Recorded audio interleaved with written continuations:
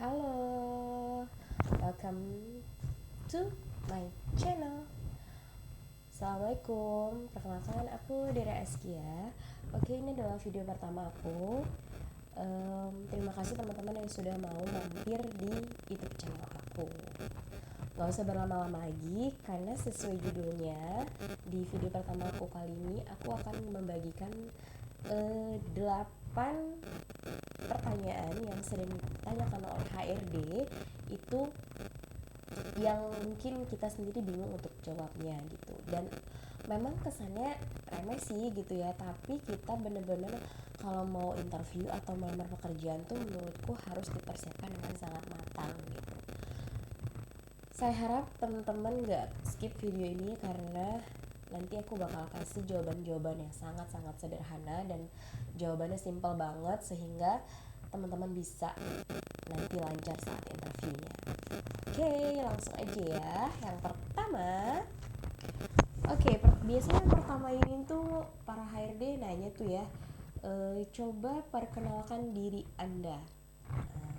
Menurutku sih ini apa ya, mudah dilakukan, tapi terkadang kita itu suka saat memperkenalkan diri suka bingung gitu ya. Biasanya kita memperkenalkan nama, tanggal lahir, saudara gitu kan ya, tentang kehidupan kita gitu. Tapi itu biasanya HRD nggak mau mendengarkan itu sih sebenarnya. Kalau dari aku pribadi, saran dan jawabannya sangat jelas, singkat, padat. Yang pertama aku pasti mengucapkan salam. Terus yang kedua itu aku langsung ke poinnya aja. Itu aku langsung memperkenalkan diri aku. Nama aku Dera Askia, aku lahir di ini. Kemudian tamatan terakhir aku adalah SMK. Dan aku langsung masuk ke poin penting, yaitu tentang riwayat pekerjaan. Nah ya, oh ya teman-teman, kalau teman-teman di luar sana yang punya riwayat pekerjaannya banyak, lebih baik nggak usah disebutkan panjang lebar. Cukup 1, 2, atau 3 pekerjaan aja yang memang teman-teman kalian kuasai gitu. Jadi misalkan satu di PTA sebagai apa, kemudian dari tahun berapa gitu sampai tahun berapa gitu kan. Nah, setelah kalian menjawab pasti kan baru berlanjut, langsung si HRD itu pasti nanya kenapa kamu resign gitu kan ya. Nah yang kedua pasti dia langsung bertanya, kenapa kamu resign dari PT ini nih gitu. Saya ingin tahu dari PTA karena kamu sepertinya lebih menguasai ya, karena kamu pekerjaannya lebih lama gitu, atau 5 tahun gitu. Kalian teman-teman jawab apa nih gitu kan ya. Kalau aku sih jujur aku menjawabnya yang nggak mungkin dia bertanya aneh-aneh sih, aku langsung menjawab saat itu aku habis kontrak gitu aja sih. Karena kan perusahaan sekarang tuh berbasisnya outsourcing ya teman-teman. Jadi kadang perusahaan itu dia udah 5 tahun atau 6 tahun ya harus diganti orangnya gitu. Outsourcing itu mulai seperti itu gitu. Masuk ke pertanyaan kedua, sebutkan kekurangan yang ada pada diri Anda. Nah, bingung gak tuh teman-teman? Kalau aku pribadi sih aku bingung karena aku sering banget tahap interview aku sering banget ditanya seperti itu gitu kan. Aku sederhana aja sih, lagi tuh aku menjawab bahwa uh, aku menjawab bahwa kalau misalkan aku nih punya kekurangan, aku jujur Pak, namanya manusia tidak mungkin ada yang punya kekurangan gitu. Tapi saya yakin walaupun saya punya kekurangan, saya bisa menghandle-nya dengan cepat dan baik gitu. Dan satu kekurangan saya juga dan kalau dia butuh jawaban spesifikasi, aku bakal menjawab yang tidak ada hubungannya dengan pekerjaan yang akan kita lamar. Saat itu aku melamar di marketing atau di bagian lapangan, jadi aku menjawab saya tidak mahir dalam berbahasa Inggris gitu. Si HRD pasti biasanya HRD langsung merespon, oh berarti tidak ada hubungannya ya dengan pekerjaan yang kamu lamar, tidak ada kendalanya. Kamu tinggal jawab aja, iya dong Pak. Nah itu, jangan lupa senyum, oke?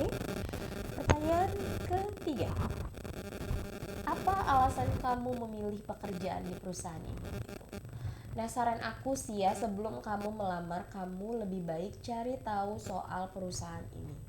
Apa mungkin asal PT-nya, asal negaranya, kemudian misalkan dia produk apa gitu. Jadi kamu harus tahu dulu gitu. Ketika kamu sudah tahu, kamu pasti bisa jawab. Contohnya kayak aku, misalkan aku melamar di perusahaan Unilever. Perusahaan Unilever tuh punya produknya kan mungkin kayak Pepsodent, terus Sunslick gitu-gitu, sampo, sabun gitu ya. Terus yang dibutuhkan pekerjaannya itu kebetulan SPG mungkin gitu kan. Oh Pak, saya orangnya seneng jualan gitu kan. Saya juga orangnya seneng banget pakai barang dari Unilever gitu, makanya saya memilih perusahaan ini gitu kan. Jadi saya sudah tahu produknya apa dan saya sudah tahu job listnya, makanya saya memilih perusahaan ini. Gimana?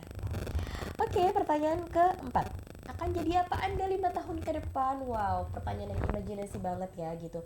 Tapi teman-teman harus tahu bahwa pertanyaan imajinasi seperti ini tuh sebenarnya HRD tuh pengen lihat loh, kalian itu punya visioner nggak ya gitu, orangnya visioner nggak ya gitu ya. Kalian bisa jawab. Kalau saat itu aku langsung bilang mungkin jadi manajer Pak, atau saya bisa menggantikan Bapak. Nah gitu kan, jadi tidak perlu jawaban yang sangat formal, tapi menurut saya itu cukup mengena sih di hati para HRD.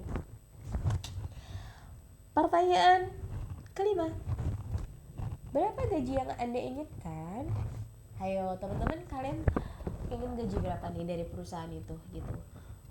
Kalau aku sih jangan jawaban, saran dari aku jangan ngasih jawaban yang pasrah, jangan ngasih juga jawaban yang sangat menuntut gitu. Kalau aku jawabnya jujur Pak, aku setiap bekerja aku sangat ingin punya penghasilan yang tidak terbatas gitu.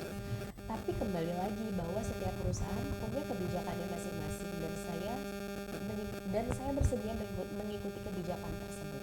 Selesai. Jadi dia nggak bertanya-tanya yang aneh-aneh lagi. Kemudian pertanyaan ke-6, kontribusi apa yang bisa kamu kasih ke perusahaan kami jika kami menerima kamu? Ayo, kontribusi apa nih gitu teman-teman. Jadi kita jangan kelamaan mikir ya, kontribusinya, karena saya itu menjawab, saya dulu pernah menjadi seorang marketing Pak, dan yang dibutuhkan perusahaan ini kan marketing. Jadi saya yakin dengan skill saya bisa untuk membangun tim marketing ini lebih maju lagi dengan teman-teman, dengan tim yang lain, dan saya juga yakin saya bisa berkembang di marketing ini, di perusahaan ini, sehingga saya dapat memberikan kontribusi yang paling terbaik yang saya miliki gitu teman-teman. Oke, pertanyaan ketujuh ya teman-teman ya. Pertanyaan ketujuh ini adalah pertanyaan yang sangat-sangat sulit dijawab menurutku. Kenapa kami harus menerima kamu di antara yang lain? Kenapa teman-teman? Kalian bisa jawab aja sih dengan percaya diri. Pak, saya sudah berpengalaman di bidangnya bahwa menjadi seorang marketing, jadi saya yakin saya lebih baik daripada mereka karena saya sudah punya pengalaman dan saya yakin saya bisa menjadi yang terbaik. Sip gak? Nah, gak kerasa ya teman-teman, ini sudah pertanyaan ke-8. Apakah ada pertanyaan? Nah, pas banget ya teman-teman ya. Jadi ini adalah video penutup aku di konten aku kali ini, dan memang ini adalah pertanyaan yang terakhir juga biasanya para HRD itu tanya ya teman-teman ya. Ada pertanyaan? Kalau aku sih pertanyaannya yang dari hati sih gitu ya. Dari hati aku bertanya, Pak, kalau diterima itu dihubunginya kapan ya gitu. Aku sih biasanya tanya seperti itu gitu. Jadi dengan begitu dia juga menilai, oh bahwa orangnya sangat tertarik nih sama perusahaan kita gitu. Ya udah deh, dia aja. Nah gimana kan? Oke ya jawabannya ya. Segitu aja sih videonya, tapi aku punya tips and trick yang mungkin gak ada di mana-mana. Yang mungkin itu dari aku sendiri aja sih gitu kan. Mudah-mudahan ini bisa membantu juga. Satu, ketika kamu menjawab, pakailah kamu dengan hati kamu. Jadi kamu menjawab pelan, tapi kamu dari hati kamu, sehingga sampai di hati HRD gitu. Jadi dia tuh sangat terkesan gitu sama kamu. Gitu aja. Dan kedua, kurang-kurangin ngomong gitu. Jadi lebih baik kurang-kurangin gitu, karena pengalaman aku, nah baru aku bilang aku sudah lagi gitu. Pengalaman aku tuh kalau aku seperti itu aku gagal.